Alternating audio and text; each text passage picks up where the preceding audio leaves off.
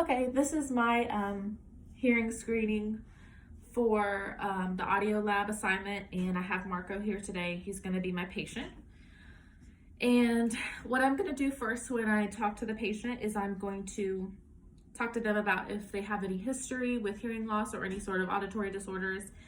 And if they don't, then I'm going to ask them, do you have any concerns with maybe possible hearing loss as of lately? Or anything that has to do with your ears, like any pain, ringing, anything like that. So after we discuss the patient's history, possible concerns and stuff like that, then we'll move on to the otoscopy. So this is my little otoscope for today, my pretend otoscope. And I'm gonna start on one side with Marco. So I'm gonna start with his left ear. And I'm just gonna tell Marco that I'm gonna look in your ear, and it's not gonna feel like much. I'm just gonna look inside and see if I can see your tympanic membrane clearly. So I'm going to pull Marco's left ear back and kind of straight to straighten out the ear canal, and I'll look inside and everything looks okay. I can see the tympanic membrane, nothing's blocking it or in the way. So I'll go to the other side and I'll do the same exact thing with his right ear,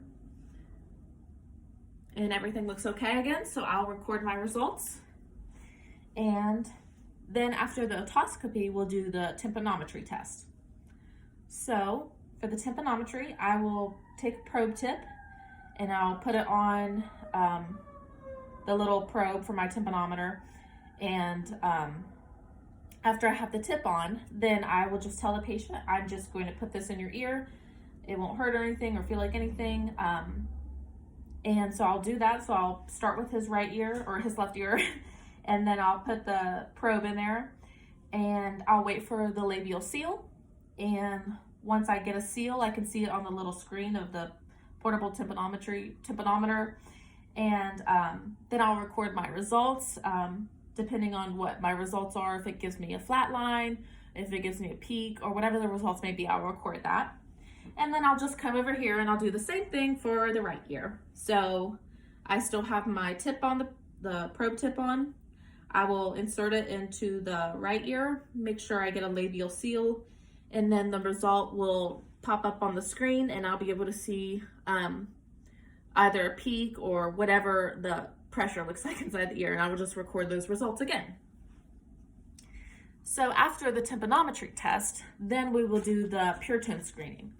So for the pure tone screening, first I, as the medical professional, have to calibrate the audiometer. So I will turn the audiometer on and turn the attenuator on, and then I'm going to set it to either the right or left ear, whichever one I want to start with. So for example, I'll start with the right, and I will put the headphones on my head appropriately, make sure the right is on the right side, the left is on the left. So I have these on, and then I am going to set the audiometer to 40 decibels, and I will do a frequency sweep. So to do the frequency sweep, I will just listen to all the frequencies at 40 decibels and make sure I can hear them clearly and make sure there's no distortions. And after I do that, and at each frequency, I'll wiggle the cord to make sure nothing's wrong, make sure nothing sounds weird. And then after I do that, I will set the frequency to 1000 hertz. And then I will sweep through all the intensity ranges, so all through all the decibels at 1000 hertz. And then after I do that, then I will set the audiometer to 20 decibels. 20 decibels is what our patient is going to be tested at.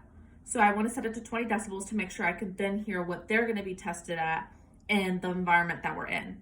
And if that sounds okay, and I sweep through all the frequencies at 20 decibels, make sure if I can hear it, then they should be able to hear it. And so once I do that on the right ear and the left ear separately, then the calibration is done and I will be able to test the patient. So now it's Marco's turn. So I will put the earphones on the patient and make sure the right is on the right, the left is on the left, and make sure that's comfortable for Marco. Is that comfortable for you? Okay, so then I will set it to either the right or left ear. For example, I'll start with the right.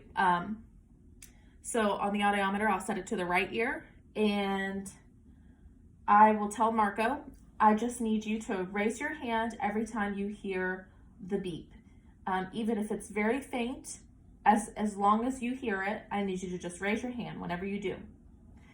And so after I give those instructions, then I make sure I have the audiometer set to 20 dB, and I will start at 500 hertz.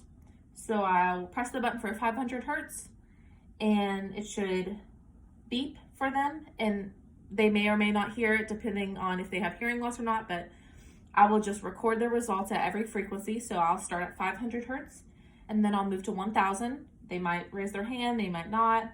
Then I'll go to 2000, and then I'll go to 4000 hertz. And so after I've done all those frequencies for the right ear and recorded my results, then I will do the same thing for the left ear. So I'll make sure it's at 20 dB. I will tell the patient we're going to do the other ear and just do the same exact thing. So we'll start at 500 hertz, then 1000, then 2000, and then 4000. And then all my results should be recorded for both ears. And then after that, I will, that completes all the tests that we're doing. So after that, then I will just, based on the results I have for all those tests, I'm just going to talk to the patient, and they might need referred, or I might have suggestions for them about next steps we can take. Or if their hearing is fine and everything seems to be okay and everything went well, then they might not need to come back. So just depending on the results, I would just talk to the patient about the next steps and everything. And that is how you do the hearing screening.